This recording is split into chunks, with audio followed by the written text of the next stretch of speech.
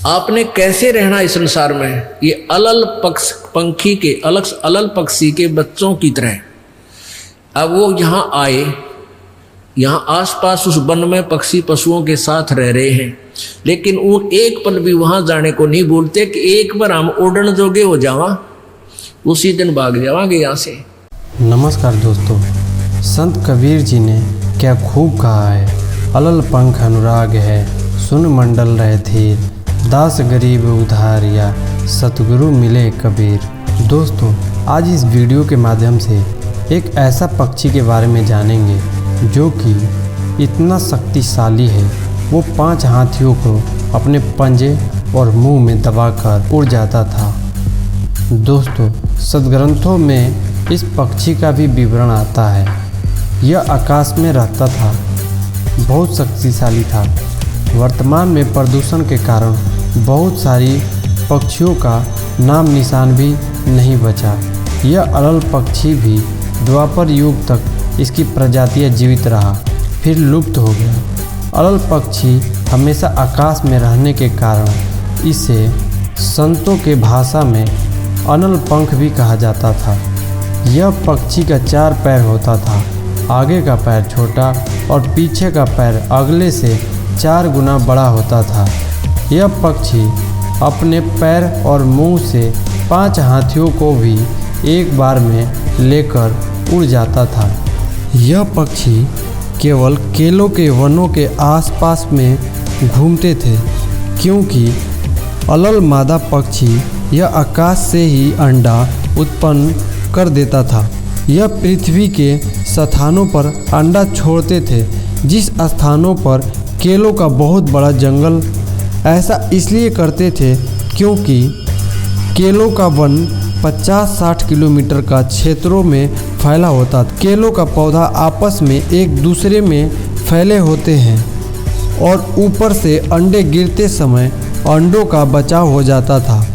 यदि ऊपर से अंडा सीधा जमीन पर गिरने से बच्चा तुरंत मर जाता था। इसी कारण वो केलों के वृक्षों के ऊपर अंडे दिया करते थे। अलल पक्षी का अंडा बहुत बड़ा होता था, माँ के पेट से निकलकर आकाश से होते जमीन पर गिरता था। वायु की घर्षण से प्राप्त करके जमीन पर आते आते अंडा पक जाता है और केलों के पौधों पर गिरने के कारण उसकी गति धीमी हो जाती है। केलों के पौधों को तोड़कर अंडा का स्पीड स्लो हो जाता था और ज़मीन पर गिरते समय आसानी से अंडे टूट जाता था और बच्चा सुरक्षित रहता था। जब तक बच्चा उड़ने योग्य नहीं हो जाता, तब तक अन्य जीवों के साथ रहता था और उड़ने का प्रयास करता रहता था और छोटे मोटे जीवों को खाया करता था। और बच्चे के माता पिता आकाश में रहते थे और अपने बच्चों की चिंता में रहते थे और पृथ्वी पर ध्यान रखते थे कि मेरे बच्चे कैसे हैं और कब आएगा। और बच्चा भी माँ बाप को याद में व्याकुल रहता था, कब मैं बड़ा हो जाऊं और अपने परिवार के साथ जाऊं। जिस समय बच्चा बड़ा हो जाता था तो ऊपर उड़ने का प्रयास करते रहता था और बहुत ऊंचा उड़ जाता था। ऊपर से उसे हाथियों का बहुत बड़ा झुंड दिखाई देता था, जो कि हाथी केलों के वनों में ज़्यादातर रहती है।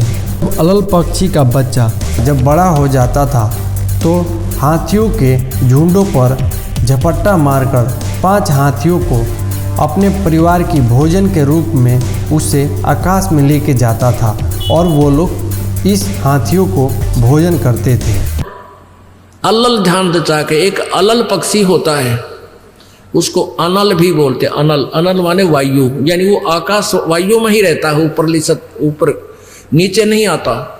वो अंडे भी ऊपर ही दे देती है वो अलल पक्षी मादा, और उन अंडों को हवा में छोड़ देती है और ऐसे स्थान पर अंडे देती है, पैदा करती है कि नीचे केले के बन हो, केले के बन।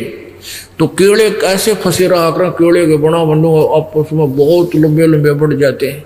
तो वह आकाश से वो अलल पक्षी बहुत लंबा चौड़ा होता है, वो कम से कम भी सैकड़ों फुट लंबा और 50 फुट की चौड़ाई होती है। इतने बड़े बड़े पर होते हैं उसके, बहुत जबरदस्त लोहे के तौ की तरह, और पंजे होते हैं जैसे नो चमटिया की तरह, खुर जैसे बहुत जबरदस्त नाकुले, बहुत मजबूत, और 4 पैर होते हैं उसके,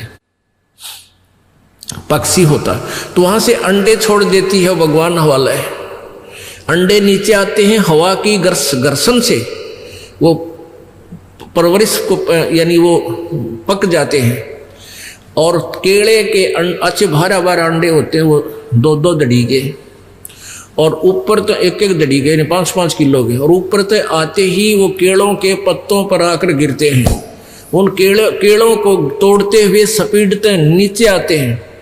तो केलों पर गिरने से, उन केले पर गिरने से उन पेड़ों पर, तो उसकी स्पीड कम हो जाती है, और तो केले को तोड़ता हुआ वो आसानी से आकर नीचे पड़ता है, और पड़ के फूट जाता है, उसमें से बच्चा निकल जाता है। वो बच्चा वहां फिर उस वन में घूमता है, फिरता है, चारा चरता है, और फिर कुछ दिनों में वो उड़ने लग जाता है, यानी परिपक्व हो जाता है, वो प्रफुल्लित हो जाता है, और वो उड़ उड़ कर देखता है, काफ़ी दूर तक उड़ता है, फिर वापस आ जाता है, 1-2 साल तक वही रहता है उस वन में। उन पक्षियों के साथ भी घूमता है, अपने मित्रों के साथ जो दूसरे पक्षी होते हैं, अन्य जीव जंतुओं के साथ भी घूमता है, लेकिन उनमें उसकी मित्रता नहीं रहती है, क्योंकि उसको पता होता है कि मेरे माता पिता ऊपर हैं, यहाँ नहीं है। पुण्यात्मा, ये बहुत ही उत्तम ज्ञान है और छुपा हुआ ज्ञान था, ये तत्व ज्ञान है। इसको समझाने के लिए बहुत से उदाहरण आपके समक्ष पेश करने पड़ते हैं, ताकि आत्मा अपने परमात्मा की तरफ आकर्षित हो जाए। आपने कैसे रहना इस संसार में, ये अलल पंखी के अलल पक्षी के बच्चों की तरह। अब वो यहाँ आए, यहाँ आसपास उस वन में पक्षी पशुओं के साथ रह रहे हैं, लेकिन वो एक पल भी वहाँ जाने को नहीं भूलते कि एक बार हम उड़न जोगे हो जावा, उसी दिन भाग जावांगे यहाँ से। हम जवान हो जावें तो उसी समय चल पड़ेंगे। तो जब वो युवा हो जाते हैं और खूब उड़ने योग्य हो जाते हैं, तो चलते समय कहते हैं 5 हाथियों को वो पक्षी, अलल पक्षी ऐसे लटक, क्योंकि उन केड़ों के वन में हाथी के भी झुंड के झुंड होते हैं, वहाँ होते थे पहले समय में, तब बने ना रहे, तो वहाँ झुंड के झुंड हाथी होते हैं, नो एक दूसरे के सट कर चला कर, सैकड़ों की संख्या में, कई झुंड। तो वो अलल पक्षी उनके ऊपर झपट्टा मारता है, और उसके इतने तेज वो होते हैं 1.5 फुट के पंजे, और उनको ऐसे फंसा लेता है चारों हाथियों को, 4 हाथियों में, 5 और 5वें ने नोक मुंह के साथ। कहते 5 हाथियों को उठाकर वो अलल पक्षी आकाश में चला जाता अपने माता पिता के पास, और फिर उनका आहार लेकर जाता है, वो आहार उससे उनसे करते हैं। तो अब आप यहाँ आए हो अलल पक्षी की तरह ध्यान रहे, एक पल भी वो पक्षी का बच्चा अपने माता पिता को नहीं बोलता कि मैं यहाँ का नहीं हूँ, मेरे तो ऊपर है माता पिता, और जब मैं यहाँ से जब जाने जोगा हो जाऊंगा 1 मिनट में चल पड़ूंगा। तो आप उस अलल पक्षी के बच्चे की तरह यहाँ अब तैयार हो, अच्छी खुराक खाओ राम नाम की, और मजबूत हो जाओ, और चलते समय इस राम नाम की कमाई लेकर ऊपर चलेंगे। अब कहते हैं अलल ध्यान रचा के वो पक्षी का बच्चा एक पल भी वो यहाँ रह ही नहीं सकता।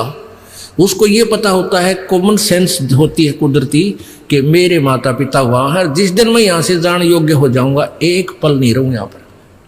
तो ऐसे आपने ये हर दिन उस सतलोक में जाने का अलल पक्षी की तरह ये ध्यान लगा कर वो जचा कर रखनी है, इसको भूल नहीं पड़ने देना।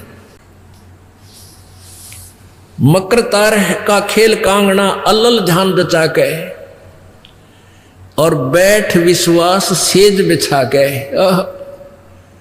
जो शब्द छैल आवे है। अपने आत्मा कहे कबीर सुनो भी साधो, मैं तो हूं विश्वास में, जो क्रिया जो साधना आपको बताई जाती है।